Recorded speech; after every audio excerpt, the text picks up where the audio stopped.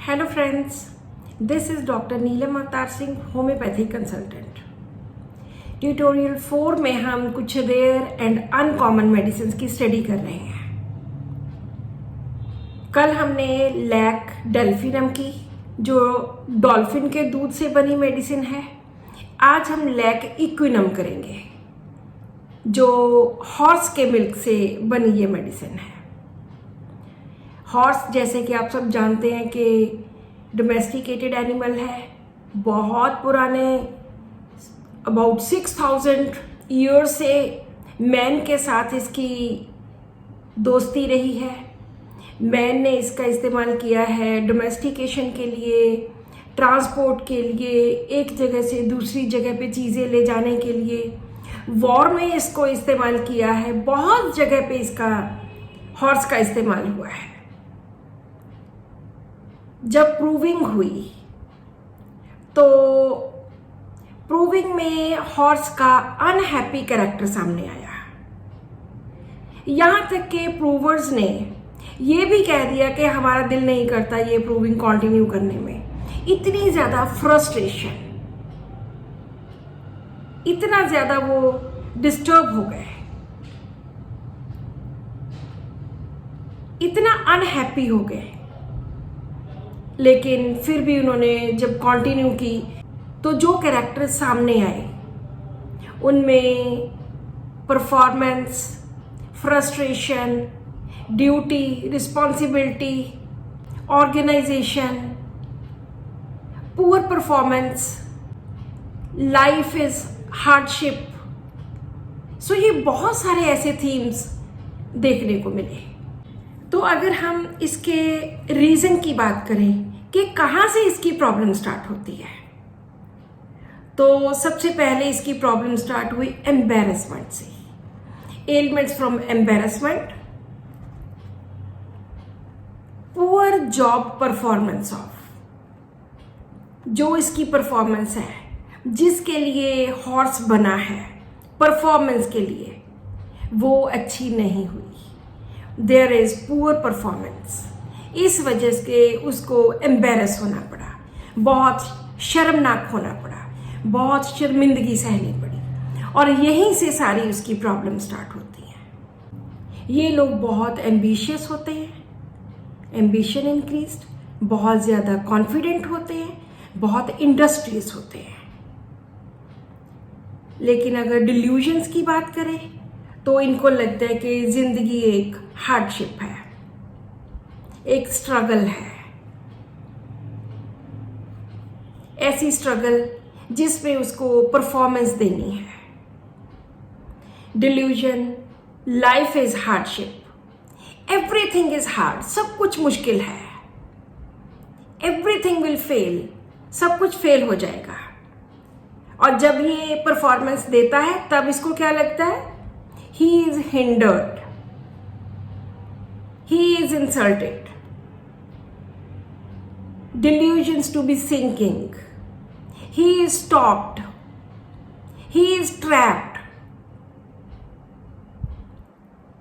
So जिन लोगों को लगता है कि जिंदगी एक बहुत बड़ी जदोजहद है, जिंदगी कोई सुखों की चादर नहीं है, जिंदगी बहुत हार्ड है, जिंदगी बहुत मुश्किल है, जिंदगी में स्ट्रगल ही स्ट्रगल है, और वो इतनी स्ट्रगल करता है फिर भी उसको उसकी परफॉर्मेंस जितनी चाहिए उतनी नहीं होती। ये मेडिसिन हम उन बच्चों में यूज़ कर सकते हैं जो कॉम्पिटिशन्स की तैयारी कर रहे हैं, जिनके लिए ज़िंदगी बहुत हार्ड बन गई क्योंकि उनका कंपटीशन बहुत ज़्यादा ज़बरदस्त है, बहुत ज़्यादा टफ है, और फिर भी इतनी मेहनत करने के बावजूद भी उनको एम्बैरेसमेंट का सामना करना पड़ता है, क्योंकि उनकी परफॉर्मेंस, चाहे वो जॉब की हो, चाहे वो उनके काम की हो, चाहे उनकी पढ़ाई की हो, किसी भी तरह की, वो पुअर परफॉर्मेंस होती है। बहुत मेहनत, बहुत स्ट्रगल करने के बाद भी उनको एम्बेरसमेंट सहनी पड़ी, तभी से उनकी प्रॉब्लम स्टार्ट हुई। बहुत बच्चे ऐसे हैं जो बहुत मेहनत करने के बावजूद भी जो इनका मकसद होता है उसमें कामयाब नहीं होते। This is the medicine for those children. बहुत लोग डिप्रेशन में चले जाते हैं, फ्रस्ट्रेशन में चले जाते हैं। This is the medicine for those people. और कहीं ना कहीं इनको भी लगने लग जाता है delusion, neglected duty he has, कि इसने अपनी ड्यूटी शायद अच्छी तरह से निभाई नहीं, otherwise they are very responsible. Responsibility के रूब्रिक में भी रिस्पॉन्सिबिलिटी टेकिंग टू सीरियसली, बहुत सीरियसली ये लोग रिस्पॉन्सिबिलिटी लेते हैं। And rest can not until things are in proper order. जब तक ये चीज़ों को प्रॉपरली कर नहीं लेते तब तक ये चैन से नहीं बैठते। They are highly organised people, बहुत ज़्यादा ऑर्गेनाइज्ड होते हैं। They are efficient, organised. Singular medicine है लैक इक्विनम।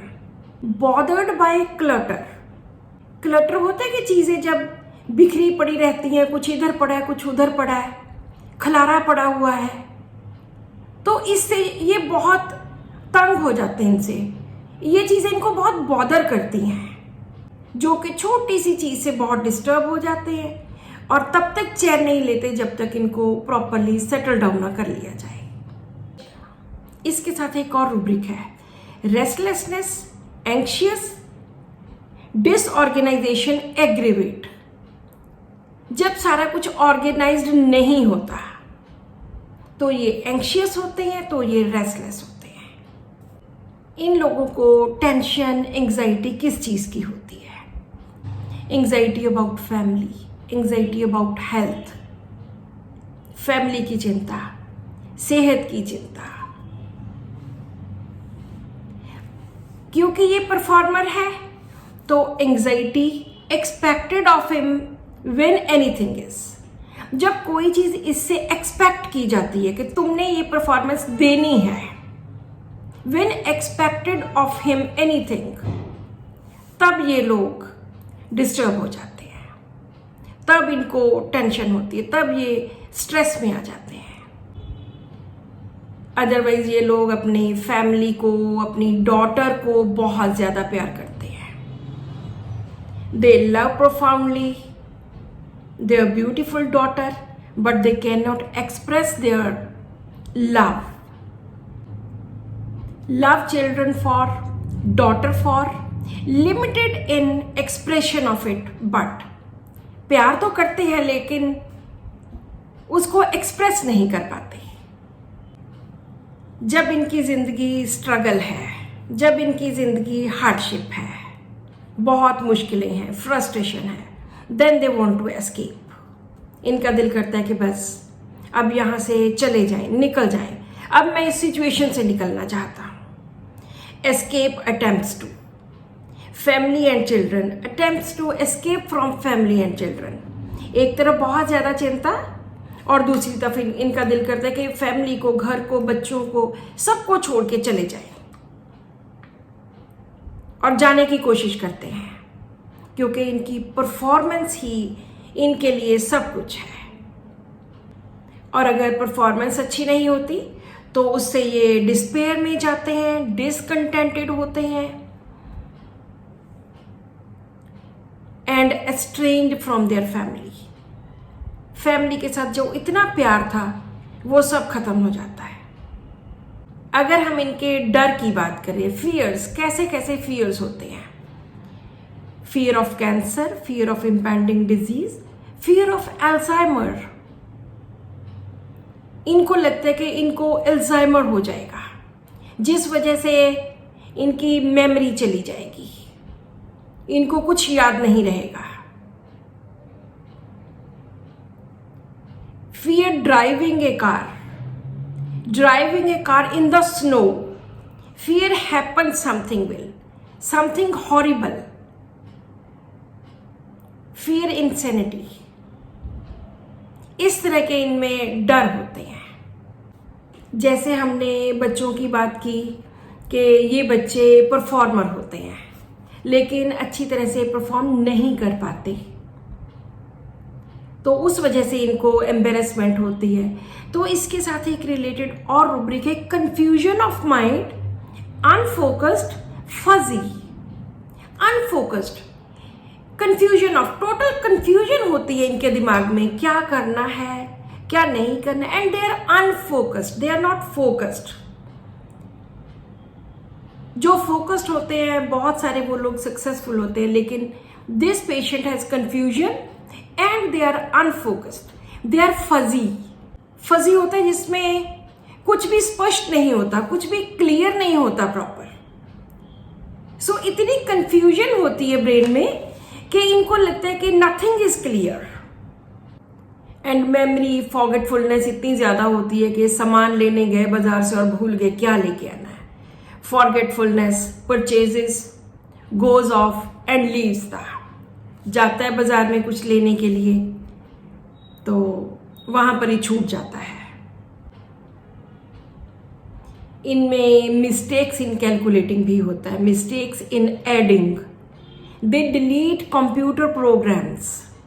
मिस्टेक्स, गलती करते करते कंप्यूटर का प्रोग्राम ही डिलीट कर दिया।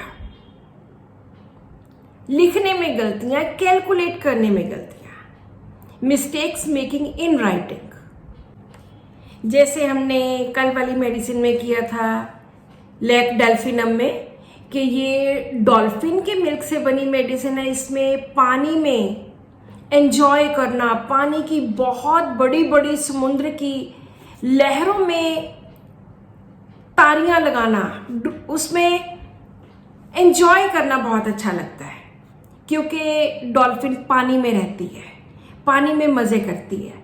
डाइविंग करना, नाइट डाइविंग। उसी तरह इस मेडिसिन में horse riding ameliorate, riding horse back ameliorate, के घोड़े की पीठ के ऊपर बैठकर राइड करना, इसको बहुत मजा आता है।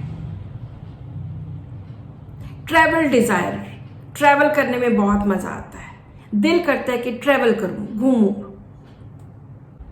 सो this is all about Lac equinum. आज की वीडियो का क्वेश्चन है, लैक इक्विनम में कौन सा डॉटर वाला एक रूब्रिक है, उसके बारे में लिखिए। Write one rubric of Lac equinum related to daughter. Reply the question and win prizes. Next video में हम फिर से किसी और लैक मेडिसिन की बात करेंगे। So thank you so much for watching this video and keep watching my videos.